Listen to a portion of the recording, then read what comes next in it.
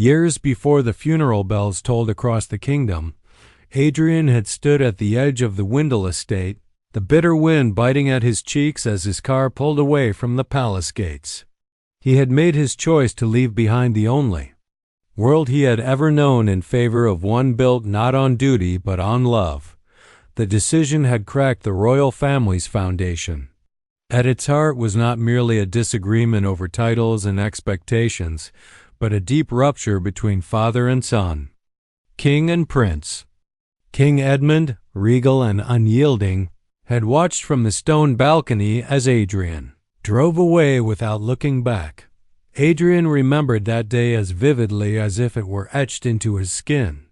He had argued with his father in the Red Hall, surrounded by family portraits that seemed to judge him as harshly as Edmund did. His voice had trembled not with fear, but fury.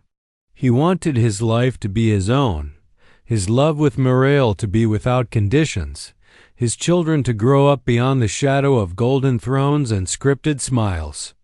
But his father had dismissed it all as rebellion, even selfishness. There were no parting words of kindness, only the quiet echo of footsteps as Adrian left the room. In the years that followed, silence became their language. Adrian settled across the ocean, where the sun lit up the coastline instead of centuries-old chandeliers. He built a home far from the crown's reach, planting roots not in royal soil but in the warmth of Marale's laughter and their children's innocent questions. He traded state banquets for beachside birthdays, exchanged honorifics for honesty.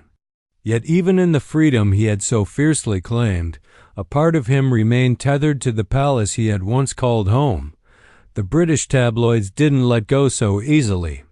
They painted him as the runaway prince, seduced by foreign glamour and whispers of Hollywood. Marale bore the brunt of the blame, her every gesture dissected, her every word spun into scandal. Adrian tried to shield her, but the headlines followed like shadows at noon. Each article, each television segment seemed to widen the gulf between him and his family. He stopped hoping for reconciliation. The crown had turned its face away, and Adrian, in turn, buried the hope that they might ever look at him the same again. And yet, late at night, when the children were asleep and the house lay still, he would sometimes wander to the window and gaze at the stars above the Pacific. He would wonder what his father was doing, whether Lionel still sat by the fireplace with their father, whether the corridors still echoed with the same heavy silence that haunted his own heart. Pride had carved the divide, but love, stubborn and unspoken, still lingered in the quiet spaces between them. The envelope had arrived without warning, black-edged and bearing the crest of the House of Windle. It was not personal, not warm, not a letter from a brother, nor a note from a grieving mother. It was protocol sharp, clean, and cold. Adrian held it in his hand for a long time before opening it, already knowing what it would say. His father, King Edmund, was gone. The funeral had been scheduled. Attendance was not requested, it was expected. He sat for hours in silence after reading it, the letter resting on the kitchen table while Marale prepared tea in the background. His fingers traced the edge of the royal crest, a symbol both familiar and foreign now. Finally, he stood up and began to pack. There was no speech, no debate. He would return. Not for the crown, not for the cameras, but for the man who had once carried him on his shoulders through the palace gardens. Long before titles came between them, the flight across the Atlantic was subdued. Marale sat beside him, offering a quiet presence rather than comfort. Their children dozed in their seats, unaware of the weight of the journey. Adrian stared out the window most of the way, watching clouds shift beneath the plane like memories he couldn't touch. He wondered if Lionel would be there to greet him. He wondered if anyone would. The motorcade arrived at the gates of Windle Castle under a blanket of gray clouds. As the wrought iron doors opened, he was met not by family, but by a line of press photographers whose flashes erupted like lightning. He stepped out of the vehicle with measured calm, wearing a dark suit that had been tailored years ago before everything changed. Muriel took his hand, and together they walked past the curious eyes of palace staff who whispered in corners and pretended not to stare. Inside the castle, time had frozen. The same chandeliers flickered with golden light. The air smelled of polished wood and stone dust. Adrian was led to the drawing room where Lionel stood waiting beside Queen Camilla and his eldest son. Lionel's expression was unreadable, carved from the same stone as the family portraits that loomed above them. He offered a nod, no words, no embrace, and then turned to walk away. Adrian followed in silence. When the day of the funeral came, the world turned its gaze upon Windle. Streets were lined with mourners, the air filled with hymns and distant bells. Yet amid the ceremonial grandeur, all eyes drifted to the man who walked just behind the crown prince. Adrian no longer dressed in quiet civilian black, now wore the navy uniform his father had once insisted he had earned. It fit tightly across his shoulders, unfamiliar after so many years, yet it brought with it a strange sense of belonging. He marched beside Lionel through the cathedral aisle, every step echoing a history that once rejected him. The organ played. The choir rose, and as the coffin passed, Adrian lowered his head. Not for the king alone, but for the father whose approval he had sought for so long. The public watched in silence. Some whispered forgiveness. Others muttered betrayal. But none could deny the presence of a son who had returned, not as a rebel, not as an exile, but as blood. The echoes of the funeral still lingered in the halls of Windle Castle as dusk fell upon the kingdom. With the procession complete and the public now retreating to their own mourning rituals, the castle returned to a slower, heavier rhythm. Adrian wandered through its corridors, unfamiliar again yet hauntingly known. Every turn, every archway held memories sealed in silence, moments left behind like dust-covered books on a forgotten shelf. In the drawing room, Lionel stood alone near the hearth, pouring a finger of whiskey into a glass that bore their family crest. The fire crackled, but its warmth didn't reach him. He heard the footsteps before he turned, already knowing who they belonged to.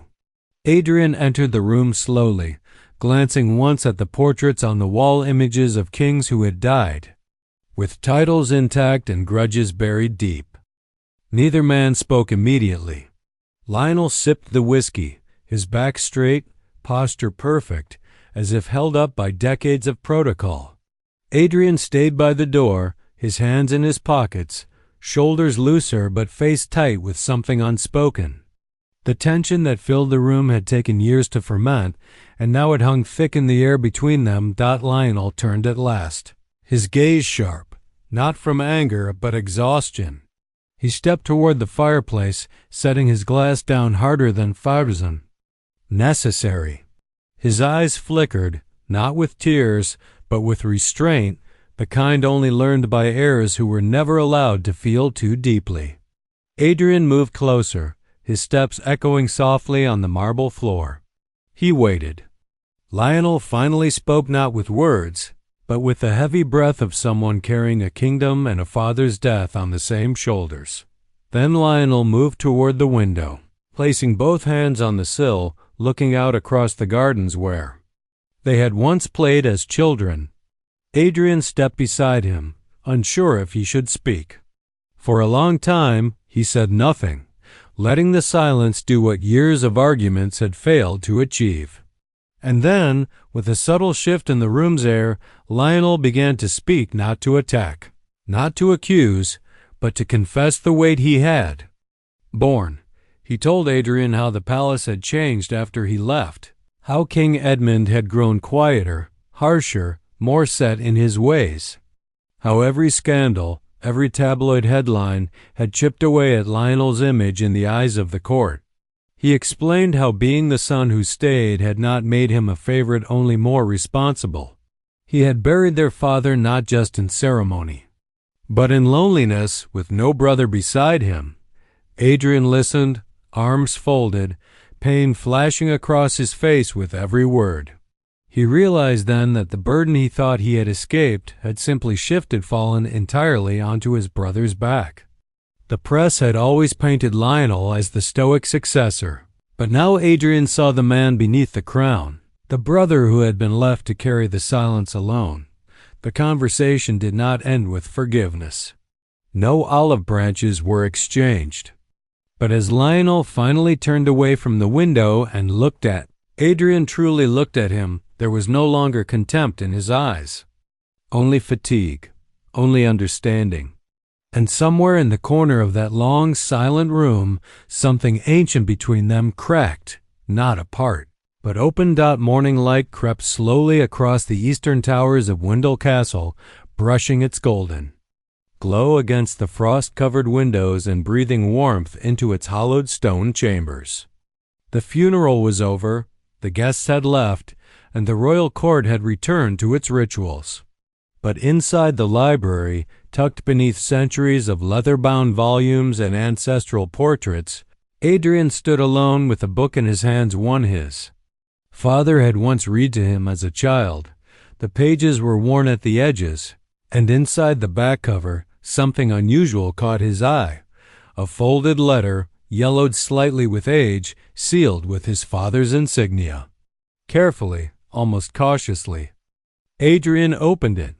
As his eyes scanned the lines, his breath caught. It was written in King Edmund's own hand, an unfinished letter addressed to him. His father had begun it with hesitation, as if unsure how to write to a son who no longer answered to the crown. He confessed his failures as a father, the weight of tradition that had turned affection into expectation, love into duty. He wrote of watching Adrian leave not with anger, but heartbreak. There were lines crossed out, thoughts revised, but one truth remained steady in every word. He had never stopped loving his son, even when pride had kept his arms crossed and his silence long. Adrian stood frozen, the letter trembling in his fingers. For years he had believed his father never saw him, never understood him. But now, here it was in ink, in regret, in the father's voice he thought he would never hear again. He folded the letter carefully and slipped it into the inside pocket of his coat before leaving the room. He found Lionel on the back terrace, where the hills stretched endlessly beneath a soft winter sky. His brother leaned against the stone railing, eyes fixed on the horizon, lost in thought. Adrian approached slowly, the same letter now pressed against his chest like a shield. Without a word, he held it out. Lionel hesitated before taking it. His eyes moved across the page with deliberate patience, the breeze lifting his coat slightly as he read. As he reached the final lines, his grip tightened, and he lowered the letter without speaking. For a long time, neither brother moved. Then Lionel looked at Adrian, and this time his gaze carried no judgment, only something softer, perhaps grief, perhaps gratitude. He reached out, placing a hand on Adrian's shoulder. And Adrian, without thinking, returned the gesture. There was no grand reconciliation, no theatrical gesture for the cameras. Just a quiet moment between two sons, bound by the same man, shaped by the same fire, finally beginning to understand each other. In the days that followed, their steps became less formal, their conversations more frequent. The castle staff noticed them walking together, sometimes in silence, sometimes trading quiet stories of their father. Whispers stirred through the palace halls, talk of Adrian assisting with youth outreach programs, perhaps a royal initiative. In King Edmund's memory, nothing official, but the possibility was enough to stir intrigue. Though the crown would always belong to Lionel, and the life abroad remained Adrian's chosen world, something had shifted between them. Not a return to the old ways, but the birth of something new, something forged not by tradition, but by truth. And in the corridors of Windle, once thick with echoes of division, there now walked two brothers, not just as heirs of legacy, but as men who had lost a father and found each other.